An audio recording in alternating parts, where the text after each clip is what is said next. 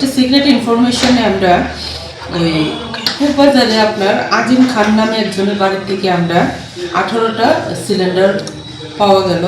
তারপর Madhubari link road থেকে two-tone পাল নামে ওনার বাড়ির থেকে 27টা, আর সালমা বেগম ওনার ইয়ের থেকে রাগনার ওনার কাছ থেকে আমরা 15টা সিলিন্ডার, টোটাল 60টা সিলিন্ডার আমরা পাওয়া গেছে। এর মধ্যে 26টা আপনার ফুল সিলিন্ডার ভরা আর বাকি 34টা আপনার খালি।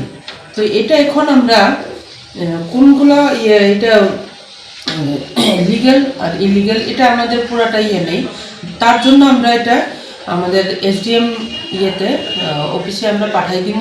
আমরা একটা ফরওয়ার্ডিং আর সিগার লিস্ট ফেলেছে আমরা হ্যান্ড ওভার করে দিব। তারপরে যে প্রসিডিউর এটা ফুড ডিপার্টমেন্ট আর ম্যাডাম ওটা কাজ করবে।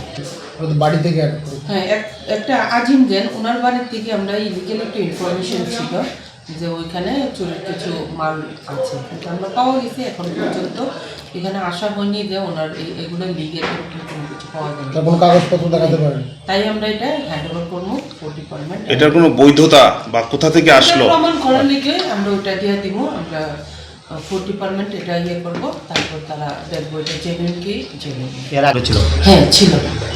কয়টা কমপ্লেন ছিল মোটামুটি? একটা প্রায় 3-4টা ছিল, ওইটার বিনিময়ে আমরা এটা রেড করলাম।